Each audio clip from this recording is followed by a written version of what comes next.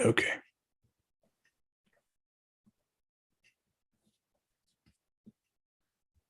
I just have to mute YouTube in because otherwise I get the feedback. Okay. There we go. All right. Now I just need to pull the card up.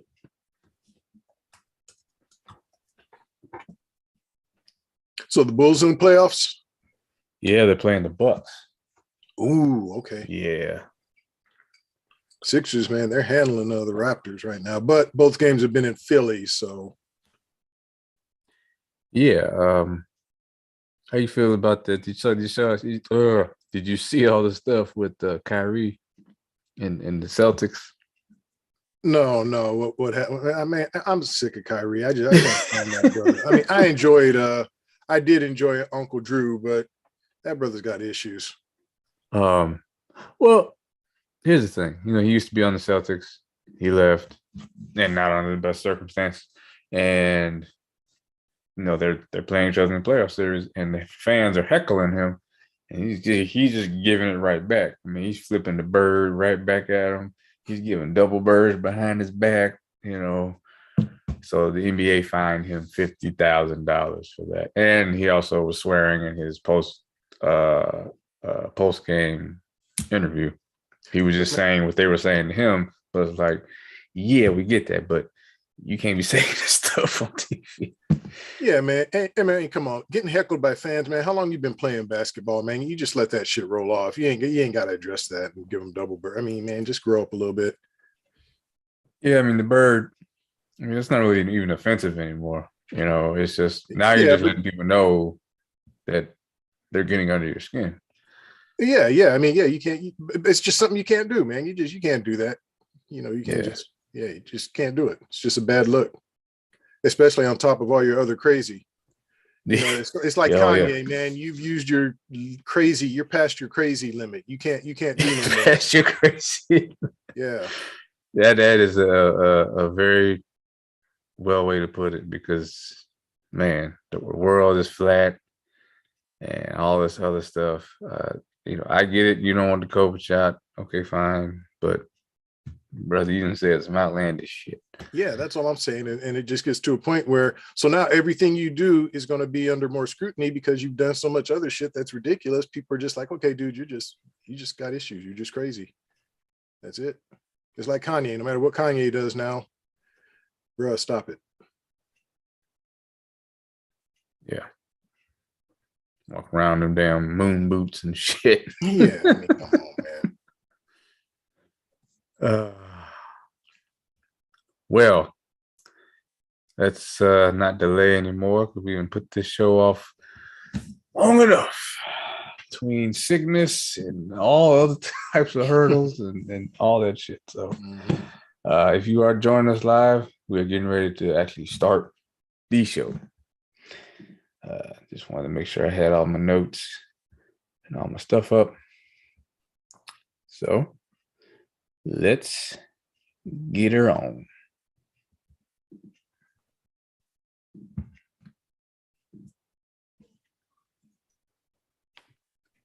Welcome back, everybody, to the Third Generation Wrestling Podcast. 3GW in the building. Host Real Big E, my co-host Rob the Ambassador. How you feeling today, man? We back talking some wrestling. This is the Wrestlemania retrospective that we've been talking about. We're finally doing it. Yeah, man. We're a couple of weeks past WrestleMania, but life gets busy, you know. I'm glad we're back to talking wrestling. Not that I don't enjoy the farting preachers, but hey, it's nice to take a night off from the farting and talk some wrestling. Yeah. It was. I think it was last weekend. I wanted to do it, got sick, and then just other stuff happened, and I wanted to make sure we made it right. Had the right amount of time allotted, and I got my notes and stuff. So we here. Normally we do these before Mania, but again, we had another thing happen before that. But so we're here now. But before we get to the show. As promised, I promised Rob I'll talk about this before we got into the mania, to the retro. I don't know how many, or if I made it known on here yet, but I work for the government as a postal worker, and had an encounter today with a giant bulldog. And you kind of get in work mode. Everybody gets in that work mode where you don't really hear what's going on around you. You're just working and you're focused on trying to get to the next thing. But I'm always still listening. And I don't know if that's a thing in peripheral hearing, but yeah, I heard, like it sounds like when an animal's running up to you, and he was like right here by the time I saw him, and I flipped out. Oh, and I was backing up at first, but they said don't run from a dog because they'll chase you, and that's when they'll bite you. So got my satchel, stood my ground. The owner ran out, got the dog back, but man, I'm talking about close of the closest calls, and they give us dog spray, but when you need something, you can't fucking find it. So of course I'm digging through my satchel trying to get it, and by the time I would have found it, the owner was already, they got the dog back. And then one of the neighbors, he was like, "Come on, don't go back over there." And the guy came out. He was very apologetic. I mean, he apologized so many times. I know he didn't let the dog out on purpose. It happens. We all have dogs. Dogs burst out the door. And for the dog being as big as it was, how they say, like linemen are big, but they're fast. This dog was big, but it was fast. So yeah, close encounter. Yeah, now I heard that one of your brothers had a funny response to your story, quoting a classic movie line. Yeah. At your ass, Mr. Postman. That's funny. Yeah. I'll never be able to watch that. Watch next Friday the same ever again. Yeah. So yeah, that was my eventful day, and the dogs didn't stop there. I mean, I had a bunch of dogs on the route. There's another little smaller dog. Does a lot of barking. He doesn't really get that close, but he acts like he's going to. You just kind of gotta jump at him, and he'll leave you alone. But it's just annoying. So I'm gonna be handing out dog letters tomorrow. Like, look, you ain't getting your mail if your dog ain't put up. Period. But now you didn't even see this one at first, right? You just rolled. No, I was literally about to drop the mail in the mailbox and look down, and oh shit. Not just any old dog. I'm a big head bulldog, man. When you say a bulldog, are you talking like not a pit bull? Oh, okay. Well, good. I'm talking about a full-on bulldog. Okay, because I mean, look, any big dog, is going to make you nervous. I've just never heard them to be like real aggressive dogs, but maybe I'm missing something. And that's what the guy tried to say. He was like, "Oh, she's never. I have cats and I have this and that." I'm like, the dog knows you. Your dog don't know me. Yeah, okay. And animals are protective. I mean, Yeah. Look, on this show, we've seen my little Yorkie, our little Yorkie. Now he ain't about to hurt nobody, but he's protective. If he hears a strange knock or whenever mail gets delivered, he barks because it's just a protective mechanism. So, yeah, I mean, like you said, a dog is fine with their owner, but when you're a stranger, you never know. Yeah, people always say that shit. Oh, he never bites us, or he doesn't bite anybody. Yeah, he don't bite y'all. Well, yeah, would you own the dog if he bit everybody? Biting your kids, biting you. Who'd own that? Who'd keep that dog? Yeah, well, I got one upstairs who's an asshole too, so that's why he gets put in his crate a lot. Any event, here to talk WrestleMania 10, and this is my first time watching this one. I'd never seen it. I'd heard a lot about it. I've seen highlights. I know the probably the standout match being the ladder match. That's one that everybody talks about at least. But I thought that a different match stole the show for me, and we'll talk about it. But this was a very unique pay-per-view, to say the least. That's one word for it. I again, like, there's a lot of pay-per-views out there that have like those matches that people know them for, but then when you go back and watch the whole card, you're like, wait, whoa, this was on you. And it was like, wow, the more things change, the more they stay the same. Like, I would think that the current product will be so much different than the past, but when you go back and watch these, you're like, no, this is kind of same stuff. Same shit, different day, different year, different menu. Yep. It was weird hearing Vince on commentary, but I always thought he did a pretty good job. Madison Square Garden. The only thing I didn't like about when they did Madison Square Garden, they had that real tiny doorway with the entrance way, but I guess it's all right. I guess, and that's the thing with Madison Square Garden. It's not as big as people think it is. It's actually not very big at all as far as arenas go. It's just famous because it's in the Big Apple, you know.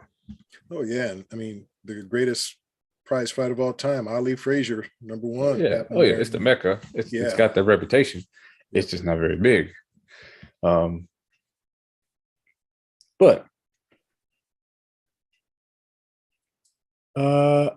when it came down to, I did some research on the show. What are my notes? Here we go. There was a lot of so I did some research on this because I guess at the time, you know, this is the first WrestleMania that didn't feature Hulk Hogan at all. And I think at least most wrestling fans know about WrestleMania 9. That was in Vegas, if I'm not mistaken. That was Hulk Hogan. That was Vince McMahon last minute changing the main event and having Bret Hart lose and having him take the title and Yokozuna losing, all that stuff. I recommend people checking out that Yokozuna documentary on Peacock now. It's really good. Really, really good. I watched it when it first debuted. Sad, but it's good. So yeah, no Hulk Hogan. No Undertaker. Which, wow, okay. So you got the man Bret Hart, who's essentially supposed to take the reins of the company, but you also got Shawn and Lex. And we're gonna talk about Lex Luger when that match comes up, because Savage was still there, but Randy Savage, but it didn't seem like he was as over anymore. Like his star had dimmed, so to speak. Yep. All right. Well, we're not going to dilly dally too much. I'll spit some stuff as we get through the show. So, first match was Owen Hart versus. Oh wait. Excuse me. Let me get to my real notes here. The Rocket Owen Hart versus Bret the Hitman Hart. Make sure I get that in there. So this was actually behind the scenes. Bret Hart had, actually asked for his release, but it was a kind of a power play. He wasn't really trying to leave. He was just trying to get some stuff negotiated. He had been kind of in the mid card at the time, and Owen was just mid card too, not doing anything. And this was kind of the way to keep him in the good graces of Vince. This is what Bret wanted. He wanted to have a match with Owen and kind of help elevate, Owen. And I know this match was on your list of your top WrestleMania non-main events that we did with Book. And so I was very curious to see this one. And this is what the match I was talking about, that over-delivered, that I remember even more so than the ladder match from the show, was this match. So well done. And man, you could just, it was just everything about it, from the entrances, seeing Owen come out and then Bret come out, and Owen was wearing the glasses too. I loved it. I thought it was great. I thought the match was great. And one of the great things about watching a pay-per-view you've never seen, I don't know who's going to win. Now, I know you've seen this and you knew who won, but that was my thing. Like, well, damn, brother versus brother, who's gonna? Obviously, I'm thinking Bret's gonna win. Obviously, right? Because he's gonna have a second match later. He can't lose. He lost, man, and clean. So it made sense if you look at it from long-term storytelling aspect, trying to elevate Owen. But for me, this was superb. Just barely not an instant classic, but it's definitely superb. Almost there though, for me. I would recommend it. I would definitely go back and watch it again for sure. Yeah, I'm in agreement. Now I have seen this card. I've seen all of the WrestleManias, but keep in mind this was 28 years ago. So a lot of these matches I had just completely forgotten about because I haven't gone back and watched this one probably since I first saw it 28 years ago. Wow. I have seen this match because it's on Bret Hart. It's on his retrospective DVD that he has. That just as a quick aside, I have to say that I met Bret and got him to autograph that for me. So that's one of my prized possessions. But this is a match that he featured on that collection. He talked a lot about it, how it meant a lot to him to wrestle his brother, and how he took care of him and how they put on such a great match. It's kind of a touching moment on the DVD as he's talking about it. But yeah, this match, great match. And even though it's a classic, I can't give the rating of an instant classic because even though it was a great match, I still feel like it like you said, it falls short of instant classic, but it's definitely a strong, superb. And anyone who hasn't seen it, I highly suggest you do go back and watch it. The whole storyline with him and Bret and then culminating in this match, I mean, the whole thing was just done really well. WWE doesn't always do these things well, as we all know, but this is when they got right. And then Bret and Owen, of course, delivered in the match. So definitely superb for me. And then, yeah, we got a mixed tag match, which I did not think they did back in the day. Only because, nowadays they make mixed tag matches seem like the first one ever. Like I think it was SummerSlam 08. I went to that one. And it was a mixed tag match, and they were making this whole big thing. Like, oh, this is like, but y'all done this before. Like, I don't understand. Whatever. Anyway, Bam Bam Bigelow and Luna. Is it Luna Vachon? Vachon. Okay, Vachon. Yeah, I believe the niece of Mad Dog Vachon, who was a wrestler from way back in the day. Versus Doink and Dink.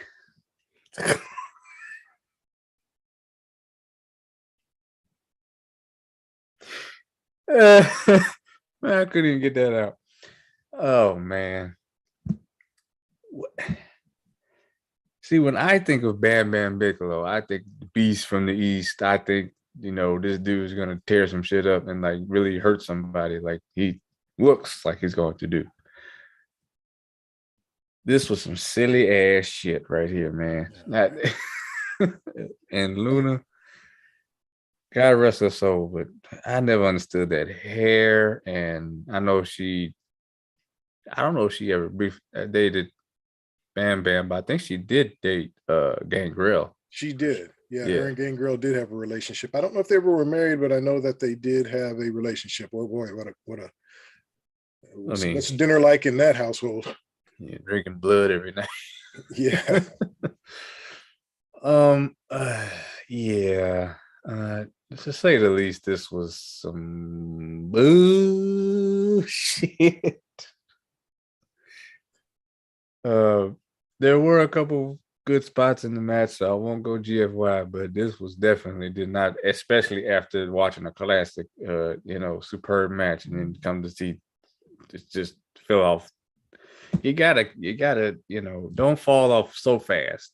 Give some couple good matches, and then maybe drop off, give people a bathroom break. This was fucking terrible. Bullshit. Oh, yeah, without a doubt, some bullshit. And I feel like I'm being kind, really, because I hated Doink the Clown. I hated Dink the Clown more. I just thought that, like you said, just some silly ass shit. Even back then, around this time, man, I'm let's see, well, 28 years ago, well, that'd be half my age. I'd be 28 then. And I'm like, come on, this is what we're doing. Bam Bam Bigelow, like you said, one of the best big men to ever do it. And you got him wrestling clowns, one regular size clown, one midget clown. I mean, and Luna deserved better too. Yeah, this was just a complete waste of time. And like you said, after what we had just seen with Bret and Owen, I could have easily went GFY on this, but like you, I'm going to be kind and give it some bullshit. But I would have, if I didn't laugh at any point, I would have probably done that. But there was a couple parts where I did laugh, but it just didn't fit. This is why it really got that grade. So, if Bam Bam would have in some way somehow did a splash to Dink, that would have raised my grade. But since that didn't happen, yeah, I've seen stuff like that happen before. I've seen you have to watch WrestleMania 3 and see what King Kong Bundy did to little, what was this? I can't remember the I guess you say little person. Back then they were midget wrestlers, you could say it back then, but yeah. Lord Littlebrook, I think was his name. Yeah, check that out. Oof, that sounds rough. All right. Got a little better here. Speaking of Macho Man, got the Macho Man Randy Savage going up against Crush with Mr. Fuji. Crush, aka Brian Adams. Man, that's a lot of people on here that, I mean, if you go down this card, so many people just gone. Yeah. Well, man, 28 years ago and the wrestling business it's a rough business. But yeah, this card's almost 30 years ago. Yeah, it's crazy. This was okay.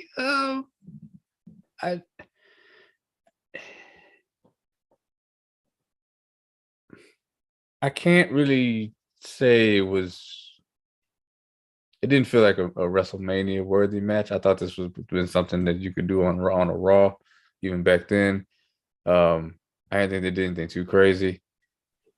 Right Man won, Macho Man wins. Always good to see Brian Adams. I knew Brian Adams from WCW, obviously, but this is predates that. I didn't get into wrestling until '98, but always good to see him. Man. TV quality. I'll go TV quality on this one. Good to see Randy Savage. I love, I'm getting more used to seeing his entrance now with the music and everything, but it's still, I don't know. I guess it fits. But like I said, he didn't seem to have that same star quality in this match that he has had, and I guess fourth on the card, you're not really being pushed to the moon anymore anyway. You're not a title picture, but I guess it was a decent match. It really shows that I used to think Macho Man was so like a big guy, but he wasn't. He was shorter than a lot of guys, and I guess his personality was so big that it just made him feel larger than life. But when you see him standing next to actually gigantic people like a Crush, like Hogan is 6'6", 6'6", 6'7". People forget that. I don't know. Yeah. He's older now. He's probably down to like 6'4", 6'3" now because he's. But whatever. Yeah. TV quality for me. This was some bow shit for me, man. I did not like this match. I did not like it, man. I love the Macho Man, and I like Crush. But to see Macho Man reduced to this, and I just didn't think the match was that good. And to me, sometime during the match, it looked like, I don't know if Crush was just selling well, but it looked like he took a bump and just kind of had a hard time recovering from it. And then, you know me, I don't like it when matches go backstage. You know, when you take the shit backstage, you're gonna lose. I meant to put that down. I know. Yeah, man, it just gets ridiculous. And then Macho Man winning by tying Crush up, tying him in some wiring or some cords so that he couldn't get back to the ring. And got bullshit, man. That's just all bullshit to me. That was terrible. And I'm you know, and I'm reminded of this card. Well, I don't want to say too much because we're gonna talk about it. But right now, man, we had one great match to start, and the next two to me have been, as Charles Barkley would say, terrible. So yeah, that's why I was kind of leaving it. I didn't want to, because I felt like, okay, I'm middle of the road TV quality on this, because I feel like this is something that would be on Raw, like I said, the backstage stuff and tying somebody up. But whenever there's foolishness and shenanigans, I always try to leave that door open for you to come in and. Yeah, I don't like it, man. I know it's a part of wrestling, but it's a part I really don't like because I love wrestling so much. I wish they would, you know, look at the first match we saw. Look at the athleticism. Look at how great that was. You know, people who aren't wrestling fans could look at that and say, "Wow." Owen put the sharpshooter on Bret. Yeah, like, wow, okay, okay, maybe I might be able to get into wrestling. And then the next match they see is Bam Bam Bigelow and this woman with crazy hair wrestling two clowns. Yeah, and then after that, they see this. So one tiny clown. Yeah.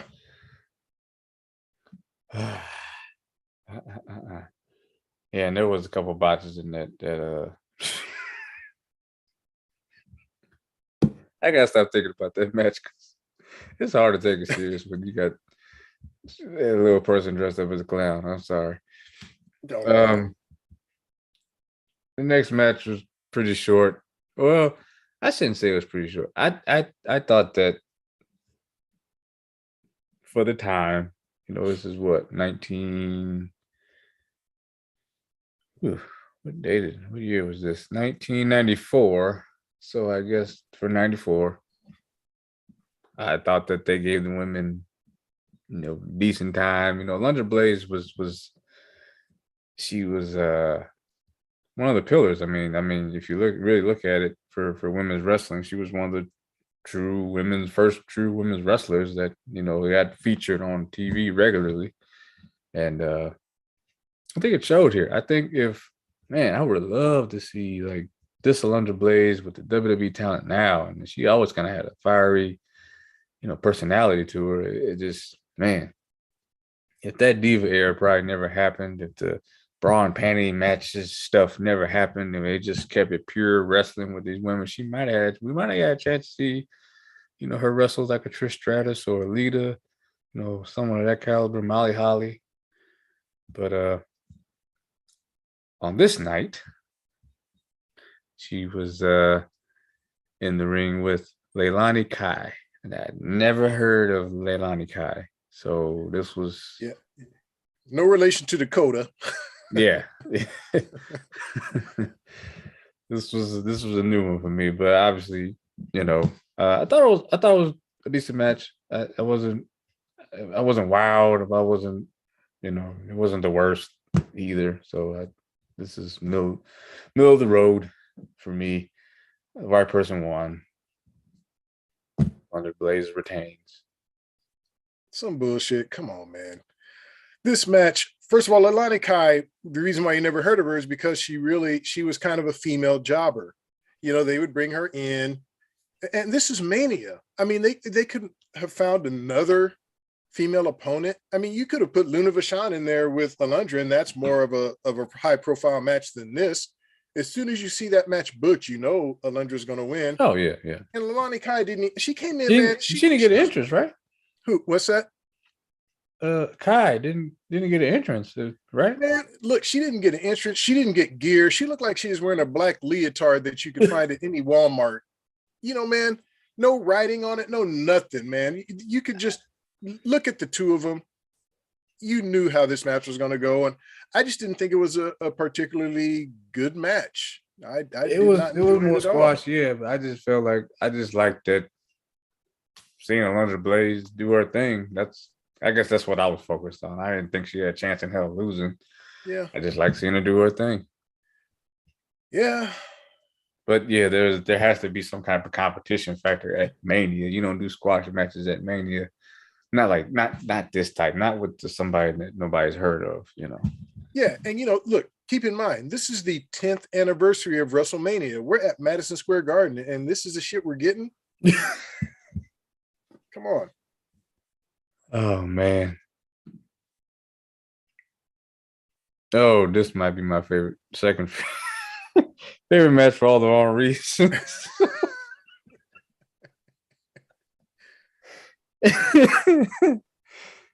Oh shit. Okay, so I gotta start from the beginning. I hear somebody start rapping, and I'm like, okay, who is this? I was thinking it was like some members of, this was pre-Nation, I guess. So I was thinking it was one of those members of that. I don't know. I didn't know who to expect to come out. And I'm looking at these brothers coming out here. One of them is rapping, and the crowd's kind of getting into it. I can't hear shit he's saying. Men on a Mission. Mabel and Mo. Everybody knows Mabel, aka Viscera, aka Big Daddy V. He was 23 years old in this match, by the way. Oh, damn, really? Yeah. Versus the Quebecers. Who used to be the Rougeau brothers. Yeah, used to be. Yeah. I was about to say, one day the Mounties. Yeah, Mountie, yeah. Yeah. And the rapper for Men on a Mission was Oscar. Oscar, Kind of their manager, hype man, whatever. Look, now you can't be that big wearing purple and yellow. All right. This is 1994, and I'm pretty sure in 94 Barney was at the height of its career. You can't come out here dressed like that, man. Blonde hair. Oh man, but I, you know what? You could tell that Mabel was 23 years old because that dude was moving. I said, okay, I can see why Vince liked this guy, because it's for his size. He was pretty agile. I mean, he, like I said, very, very large man. He was pretty agile. And Mo wasn't bad either. I thought this was pretty good. It was slow to start. It took me a little while to get into it, but when Mabel got the hot tag and he came in, he was wrecking shop. I don't know how he takes that spot in the corner where he runs into the turnbuckle and you just see the turnbuckle disappear into him. But it was odd the way this went. It was it disqualification? And then men on a mission, they end up with the belts, but they're not the champs. I don't know. That the way it ended was kind of funky. In my notes, I have that they won by count out. Oh, it was count out. Okay. Yeah, there was some shenanigans, and because Johnny Polo, and I don't know if you recognize Johnny Polo, the manager for the Quebecers. Are you familiar with the wrestler Raven? Yeah. That was Raven. That was the other thing I was going to talk about, Raven. Yeah. And I'm like, because he was throwing me off too in this match. I was like, I only know you as Raven. I don't know this talkative, upbeat character that you're playing right now. It was blowing my mind that he ever acted like that. I only knew him as the brooding, angry Raven with the jacket and the flock, and that's what I knew. I remember a book we were talking about him. I don't know what show we were talking about Raven, and he was talking about he used to be a manager. And I said I never knew that. I never saw that part. So seeing it now, it's like, wow, you were a totally different character. Didn't DDP start as a manager too? You mean in WWE or in? Yeah. I think he was a manager first. I can't really remember. I mean, I remember his early run there because I know he had a thing with Taker where he was obsessed with Taker's woman, and he would do this thing with his teeth. He would smile all the time. It's kind of weird, but I don't know if I remember him being a manager. Maybe I'm missing something. I want to say he was, but I could be wrong. Anyway, So could I. I actually enjoyed the match. I thought it was fun. I gave it pay-per-view worthy because of it woke me back up. I like seeing Mabel and Mo and the Quebecers. I mean, they're just they were afterthought to me. I thought the wrestling was good for the time, and it was an entertaining match to me. And Raven on the outside was very distracting, but still, yeah, pay-per-view worthy for me. I enjoyed it. I had to go TV quality. Believe it or not, Men on a Mission, they were pretty over at the time. They would come out and do their little raps. I went to a couple of house shows and they were there, and the crowd would wave their hands and do yo baby, yo, and all that. And I took a couple of my young cousins and they were all into it. And now me, on the other hand, I was like, meh. But yeah, I know you're not really a hip hop fan. But Mabel could move for a big guy, and I remember when he passed, everybody remarking about just what a gentle soul he was, just this big gentle giant, just the nicest guy. But yeah, this match to me, I just had to go TV quality, But look, it was a step up from the last 3 matches that we had seen, so I was kind of okay, maybe. Because like I said, I hadn't seen this card in a long time. So I really didn't remember much of it, to be honest. So at this point, I'm like, okay, maybe we're back on the upswing a little bit. Yeah. I just had fun with it. And I guess my mind was blown seeing this young not Maven, Jesus Christ. Mabel and Raven as if you put them both together, it's Maven. It's Maven. Who's an actual wrestler. Yeah. All right. Moving right along. We got the first of 2 WWF Championship matches. Got Yokozuna with Mr. Fuji and Jim Cornette versus Lex Luger with Mr. Perfect Kurt Hennig as the special guest referee. And that referee outfit was absolutely ridiculous. Okay. You don't need to have the tops and the bottoms. Right. Okay. You look like you just escaped from prison, man. Yeah, right. But hey, he is who he is. This had screwy finish all over it. Before I even get there, Lex Luger was one of those people that, Vince was trying to push because Hogan's gone. Reason why Hogan was gone was because this was right after the steroid stuff. So, yeah. And for those that don't know what Big E means by that, Vince went on trial for distribution of steroids. It was a federal charge. Hulk Hogan actually testified against Vince. Vince was found not guilty, but yeah, that created a big rift between the two because Hogan could have, not just Hogan in and of himself, but could have sent Vince to prison if he'd have been convicted. Yeah. And that's one of the reasons like Vince had to shift his way of thinking to get away from the big guys for a little while. Maybe that's why Taker wasn't on the show. I don't know.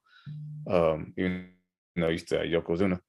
But these big muscle-bound guys just, if you look at this card, the biggest guy, like most muscular guy was Razor Ramon. Outside of Luger, yeah. Oh, outside of Lex Luger? Hey, Lex Luger was the most muscular. But getting into the match, I always was amazed like how, as big as he was, how well Yokozuna could work a match. Like his size, it didn't matter. But it always bothered me. I'm like, wow, I just wish you could just, I wish he could have lost the weight and been around longer. But I guess, But I enjoyed this match too, and I like that Kurt Hennig was the ref, and I'm always one of my all-time favorite heels is Kurt Hennig. But man, this is something a common thing today. You don't have a way out of a match. You don't know what to do, and then when the execution time comes, everybody looks like they're standing around looking at each other for cues, and nobody knows what they're doing. It was very telling. Reason why this happened though was because I guess during a time where Lex Luger and some other people were out eating, somebody from the creative team overheard that they were talking about the finish of the match. Lex Luger was supposed to win the title in this match and then lose it to Bret later on. But word got out, then got back to Vince, so they had to change this finish of this match. And if I'm not mistaken, Lex Luger had won the Royal Rumble that year. And he was supposed to win the title. But because of all that, Vince changed it, and he had him push Kurt Hennig, and Kurt Hennig just, okay, if you're going to disqualify the guy, just say, oh, you pushed me, disqualification, ring the bell. But it was just like this weird way that they went about doing it, and watching Kurt go and just walk over to the timekeeper's desk and then just walk backstage, ain't said shit. It was screwy. I mean, he just and the reason why did he just refuse to count? Because before it took him not counting to get Lex to push him. Like, you're not even getting down to count. I don't know. It was a mess, and I that shit really bothers me. So it brought the match down. Bullshit. I just that's bullshit to me because I hate finishes like that. And ironically, it was something similar to this. Bret Hart's final match against, well, it wasn't his final match, but the match that ended his career against Goldberg was a screwy finish just like this, which is why I've never pushed to do that retrospective, because the way the match ends is some bullshit. Yeah. Well, my hope of the card being on the upswing got dashed by this match. Yeah, this was some bullshit.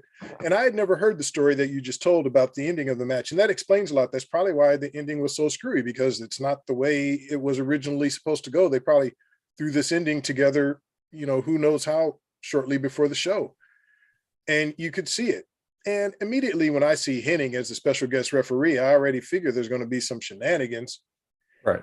And I don't know what it was about Luger. When they originally brought him in, he was a heel managed by Bobby the Brain Heenan. He was called the Narcissist. But they turned him face, like you said. They wanted somebody who I guess they thought could replace Hogan. But for whatever reason, I don't know if Luger fell out of favor. He never held the title, the world title. I don't know what happened, but it just never seemed like it never seemed like WWF or Vince really believed in him, and ended up going with Bret, which I think was the right decision, because according to what you're saying, Luger should have won this match, but then he just would have turned around and lost it to Bret, an hour or so later. What's Not the even point an of hour. that? Yeah. So, I mean, I don't get it. And I'm not a big Luger fan. That's not why I'm saying this. But when you bring him in, he's a big name and he's muscular, and you had him in the red, white, and blue shorts. Right. I was about to say, you got the American flags Yeah, on and stuff. Yeah. right. But I don't know what happened there. I have to research that. But yeah, the match itself, some bullshit, just terrible way to end it. And you could see the ending coming from a mile away. Oh, yeah. Got a shout out. Buzzing with Marlo. Checking us out on the live feed. What's going on, man? Oh, what's up, Marlo? Thanks for joining us. We just going through the WrestleMania 10 card here. As we grade, feel free to, let us know what you think of this card if you remember watching it. But after that, we had, oh God. This is one of these segments where I was like it hit me. I was like, yeah, what's old is new again. What more things change, the more they stay the same. We just had at this year's WrestleMania the New Day, not even New Day, Xavier Woods and Kofi versus Sheamus and Ridge Holland and with Butch, and it was a 1:40 match just thrown on there, and this was no different. This was 35 seconds of Earthquake defeating Atom Bomb, and with Harvey Whippleman and Atom Bomb coming out there. He wasn't even in WCW shape. He was in better shape in WCW than he was here, and he's doing the same shit he did in WCW here. How do you have this big jacked up dude and he gets squashed all the time? Didn't he used to wear like some shit on his face and the gloves and stuff too? Like, wasn't that part of his gimmick at one point? Maybe I don't remember that, but maybe he did. I don't know. Earthquake won quick, fast. GFY, this was bullshit. I mean, GFY and some bullshit. This didn't need to, okay, this gets both. This didn't need to be on here. It was a waste of time. Man, I'm with you. Same here, man. GFY, waste of time.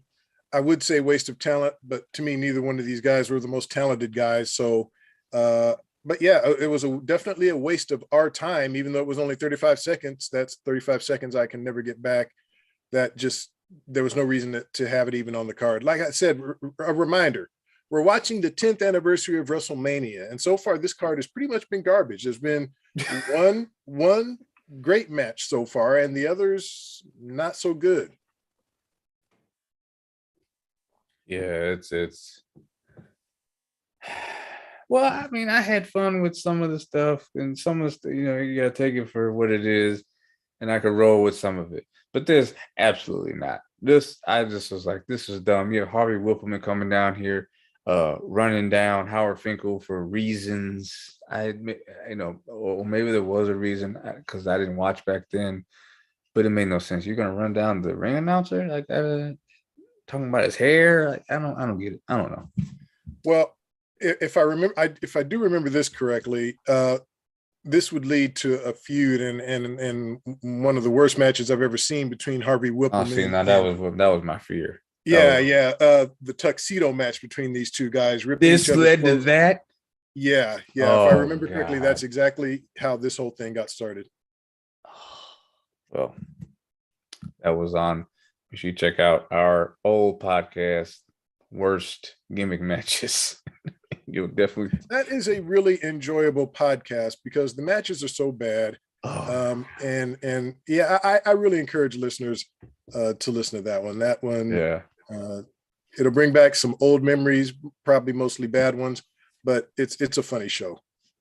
Laugh my ass off every time I listen to that when we're talking about the Kennel from Hell. I play that one back every once in a while when I need a good laugh. That's the funniest one on the podcast. I don't even know if that was a good idea on paper. Like you come up with ideas, you write it down, like, with some dogs, 2 cages. But what happens if one of the dogs, we can't have them just running around. But yeah, go back and listen to that. That we talk in depth about that match. and why that was and there's actually an interview out there with Al Snow. If you can look it up on YouTube, he talks about how that thing came together, and it wasn't his actual vision. So, well, yeah, came together. Those are 2 words he's using very loosely.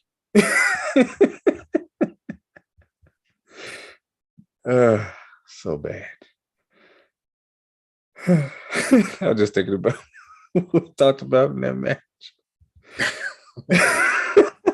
Listeners, we cannot encourage you enough. This isn't us trying to pimp our show, even though we are trying to pimp our show. But that's a funny podcast. Check it is. Out. Worst Gimmick Matches. Check it out. And then I think I had the hog pin match on there with Triple H and we had the evening gown match between Patterson and Briscoe. Yeah. I mean, the show really just I'm gonna listen The to that one show tomorrow. itself, the material itself just provides the entertainment. We're just the guys just giving our opinions Reacting. about it, but the matches themselves really tell their own story there. It's hilarious. Yeah, yeah. I'm gonna go back and listen to that one tomorrow. Oh, that's a great. I love that show. And I enjoyed this next match, the match that most people know this pay-per-view for. Probably people will say the most iconic ladder match of all time, or singles anyway. Shawn Michaels versus Razor Ramon Intercontinental Championship ladder match. A lot of controversy with this match too, because there was another match that was supposed to take place in between this and the main event, and this match ran long. And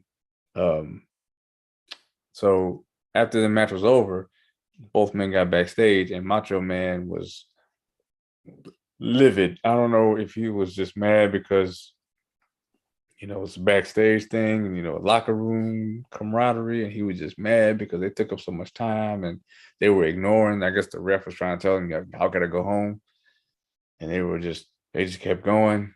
And how dare you take away time from these other guys? But the other match was like a 6-man tag match with Bob Holly and some other people.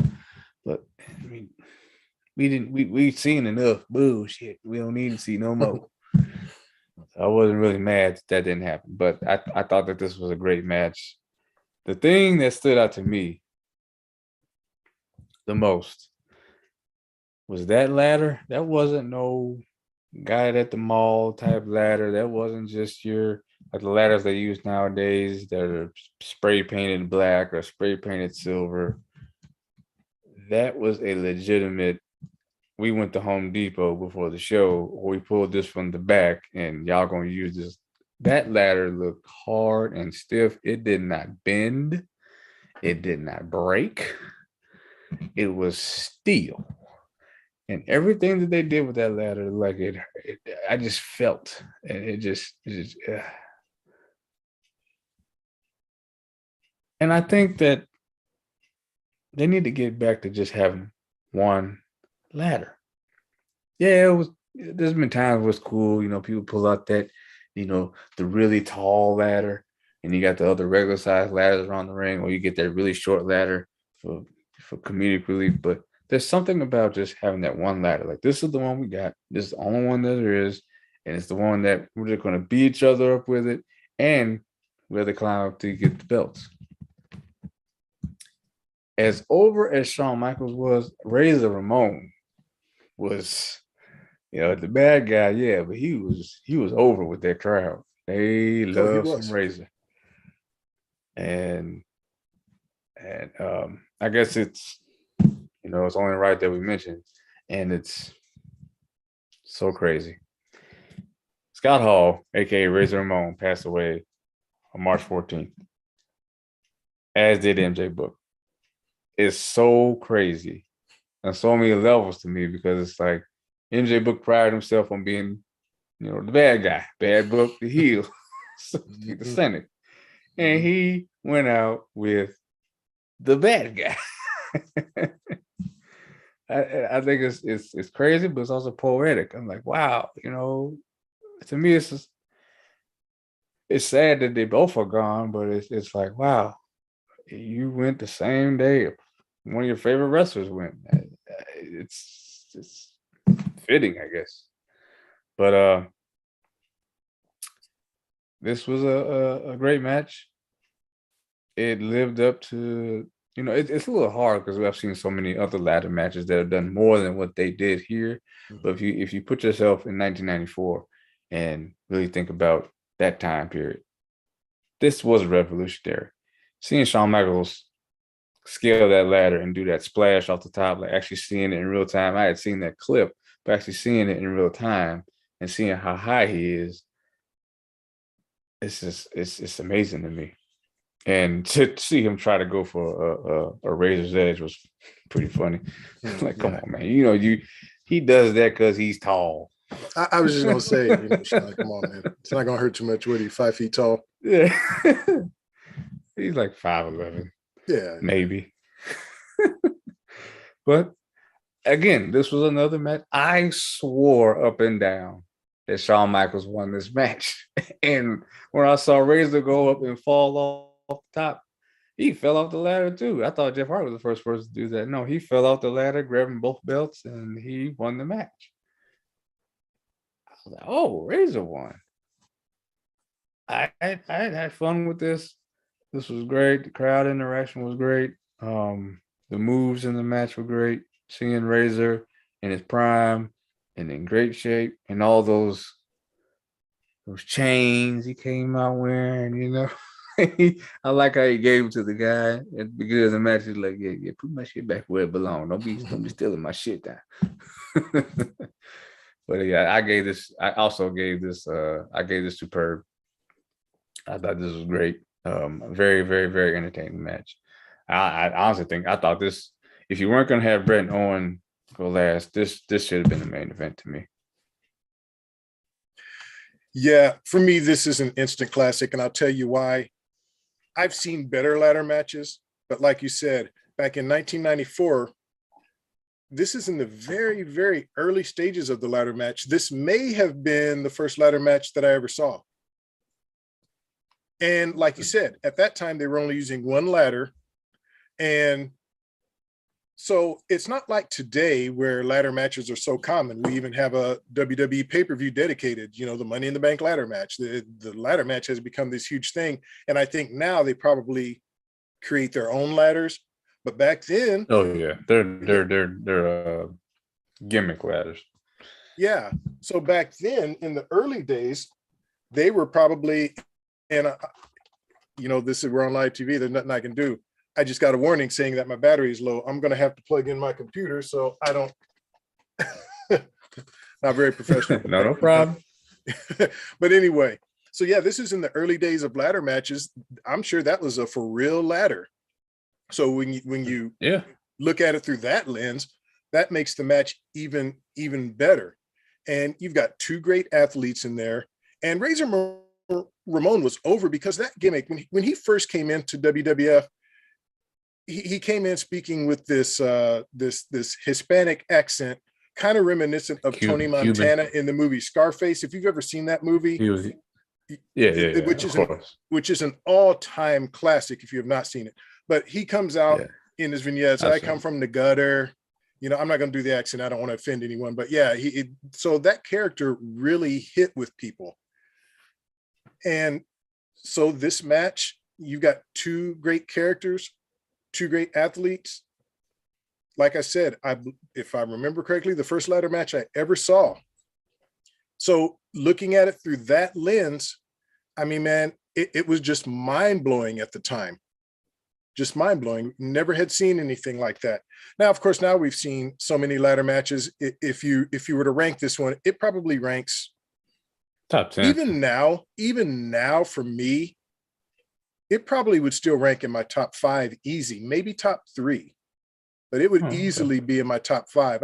I think this match still holds up really well.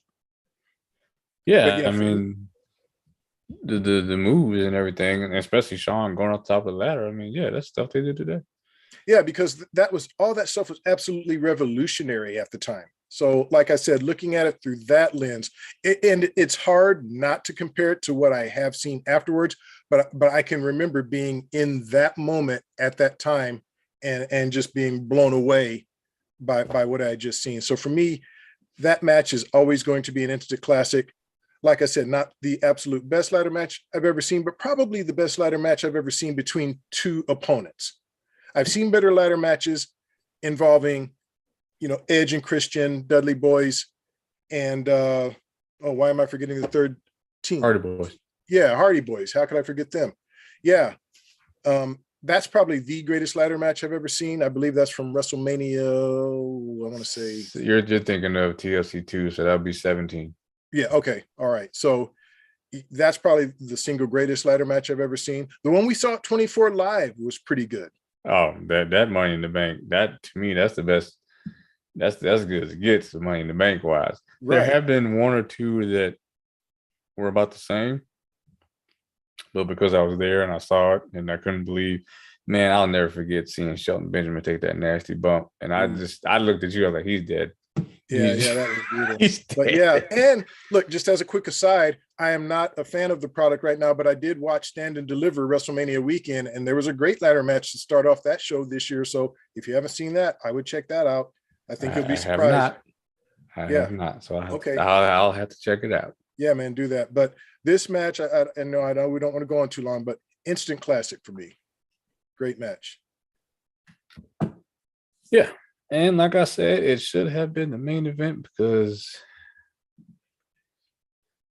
I don't know. This is a problem when you have two people. Normally, you have one person work two matches on the pay-per-view, and that's okay. One person's fresh. One person can call the match. You had two people working two matches, and one of them has great cardio versus the other one, not so much.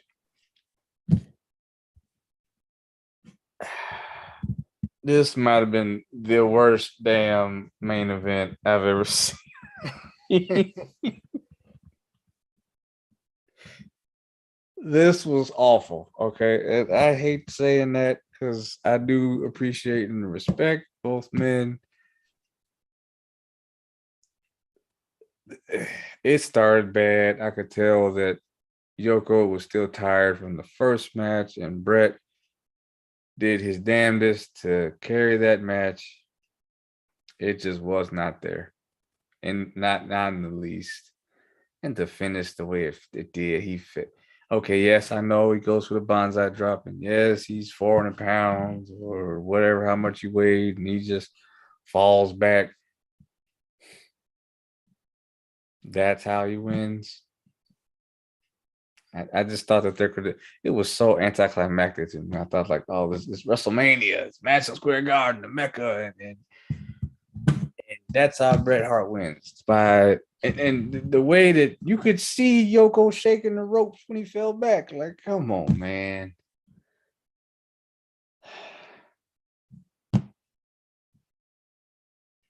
And yeah, this was not good. I don't have anything positive to say about this main event. That's why I said that the ladder match should have been last. This was a GFY for me. This was not it. And then they had people come out, and which was curious to me because you had all these people come out of the locker room and lift Bret up like he's like Sting when he beat Hogan, and it's like, well, y'all don't like when people do that. Like, why in the hell did Triple H get in trouble for the curtain call if y'all gonna do this shit? This is out of kayfabe. You had Lex Luger come out and raise Bret up on his shoulder, the same guy that wants to go for the title. Yep. Yep. Fuck that match. That was terrible. It was terrible. And I will give it the crutch of you had both men work matches earlier, and Bret worked the longest match on the card. The longest match. It was 20-something minutes. And Yoko's match, I think, was 18. But for him to do two matches at that size, that's asking a lot. Yep. No. Well, then that main event didn't hit for me. All right, man. Well, I'm gonna go some bullshit, but your points are well taken. What I will say is, here's the reason why this one went last is because back in the day, WWF, the title match went on last. I know. Now we don't see that today as often. I mean, we did this year at Mania, but there's a lot of cards where, yeah, they don't do that. You'll see a title match, first, second match. But at this time, the title match went on last. And it's too bad. They probably should have thought of having Yoko do the first match where they had Bret and Owen to give him more time to rest. I don't know if they just didn't. I would have put Bret and Owen in the middle. Yeah, because, look, Bret could have done two matches in a row and done them both well, with his conditioning, man, come on, training in Stu Hart's dungeon. He's ready to go. But yeah, unfortunately, I think Yoko's stamina just kind of brought this match down. And it was some bullshit. I hate to say that, man. Like I said, this whole card, looking back at this card, like I said, we're going back 28 years. I know I saw it live when it happened, but hadn't watched it since. Forgot a lot of it. and forgot how really bad of a card it was. Like I said, 10th anniversary of WrestleMania, Madison Square Garden, the mecca of all sports. And yeah, this card was bad. It had some couple of great moments, couple of superb and instant classics on it. But for the most part, this card was bad. As far as the wrestlers coming out and lifting up Bret, I really think this was Vince's idea. I think that was all planned. I think that was them saying, okay, look, this is our new guy. This is, you know, Bret was that bridge between Hogan and Stone Cold. Mm-hmm. That was the plan. Right. And I think that was just Vince saying, hey, this is crowning our new king. It's Bret Hart. And so that, I think it was symbolic. I think that was done on purpose. And that's why I say Bret is just such an important part of wrestling. It is hard to follow Hogan, who was the most popular wrestler in history during his run. And when you lose that, that is a lot to put on any other wrestler's shoulder. But Bret carried that mantle. And look, Bret is the link between two of the biggest stars in the history of WWF, WWE. All right. He took the mantle from Hogan and then passed the torch to Stone Cold. Yeah. Yeah. You know, so that's why Bret's one of my guys. I think over the years, people have come to appreciate him more, but you know, after his, you know, retirement, I don't think people really appreciated just what an important link and important part of wrestling he was. Keeping WWF afloat after Hogan left, that could not have been easy, no matter who you are. But Bret did that, and then Stone Cold passed the torch to Stone Cold, man. Just awesome. Yeah, I've kind of been seeing that more because we've done a lot of retros with Bret, featuring Bret and Stone Cold. You know, we did 13. We did WrestleMania 13. I think that was last year before last, and we saw that match. And then we did the Canadian Stampede match. Did that pay-per-view retro that YouTube claimed for whatever reason. That main event is so great. Oh yeah, I never thought I would ever see that kind. I mean, yeah, they're in Canada, but I didn't think they would get that kind of reaction. I mean, when Stone Cold can't even get over, that's a lot. Yeah, taking Stone Cold out in handcuffs. I mean, man, they played it all up, man. The crowd ate up. It was great. Yeah, that was. I was like, wow, that is a crowd right there. Yeah. And I think there was one other one with Bret, but I'm just now including this one, just appreciating, like, yeah, he did. You made a valid point. He bridged the gap between Hogan to Austin. He was that bridge. You know, I hate that his career had to end the way it did, and I know that made him. Now he's so focused on everybody being safe. And he was always a safe worker. There was that one spot in the match with Yoko where I thought that he actually hurt him. I don't know if it was a good sell job or not, but when he did that leg drop, I thought that the heel of his foot hit Bret on the nose because the way he was grabbing at it. But it just made me think, like, oh, was that, is he selling, or is he actually hurt? You know, because Yoko was such a big guy.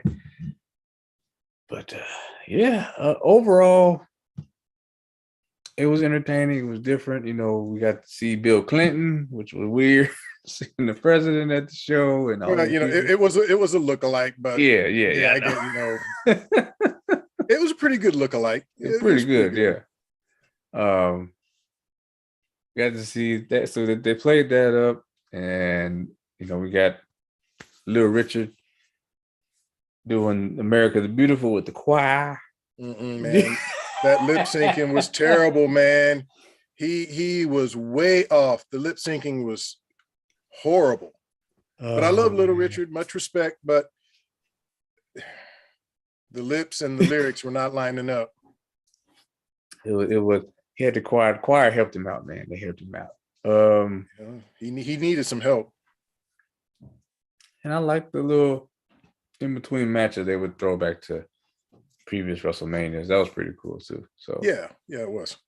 You know, give me some some ideas. You know, I'm hoping eventually one day we go back and visit them all. You've seen them all. I have not seen them all. So, Just a suggestion from me. I would. It's going to be very dated for you because I think it actually happened the year you were born. WrestleMania 3, though, is a pivotal moment in all of wrestling history. That was me being a longtime wrestling fan and feeling like I was in some sort of nerdy club. WrestleMania 3 was the event that made me feel like, okay, wrestling is legit, and I can come out of the wrestling closet now and let people know that I'm a true fan, because that event was a and I don't want to say life altering. I'm trying to find the right word. Definitely a wrestling altering it was a event. shift. It was a seismic shift. 93,000 people coming to see a wrestling event. And I'm proud to say it wasn't for a wrestling show, but I did go to the Silver Dome one time for a Lions game back when it was, before they, I think they finally did deconstruct it because they attempted to demolish it once and it didn't work. Yeah, I can say that my very first Lions game was at the Silver Dome, and I think Barry Sanders was playing. Oh, wow. Okay, so you saw Barry. Nice. I've never been to the Silver Dome, unfortunately. It's gone now. Because it's gone now.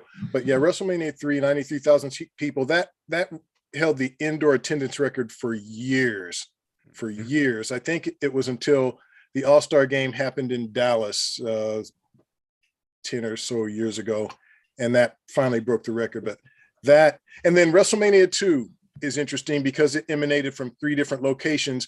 One of the locations being Chicago, and featured a battle royal that featured members of the Chicago Bears at the time, William the Refrigerator Perry, Jimbo Covert, some members of the Super Bowl championship Bears, and a boxing match between Mr. T and Book's all-time favorite Roddy Piper, who also was in the ring with Randy's dad, Cowboy Bob. They were partners at the time. Damn, what WrestleMania was that? Well, Bam Bam and LT. That was 11. 11, okay. That so was that was the next year. Yeah. I've always been curious about going back to watch that. I'm sure it probably wasn't the greatest thing in the world, but well, if you decide to watch it, then we'll talk about it. I do want to see it, but just the fact that LT, him being him, and the reputation he has, and how high regard people, as far as on the field anyway, not talking about anything off the field. On the field, LT was, and still is regarded as the greatest defensive player ever. Some people say the greatest football player ever. But that's who people compare to, like your Aaron Donalds, your Khalil Macks of the world. That's who they compare him to, and people say, "Oh, no! How that's blasphemous! How dare you say he's LT?" Yeah, LT was. JJ Watt. He's another one that gets compared to LT. Yeah, well, you never know.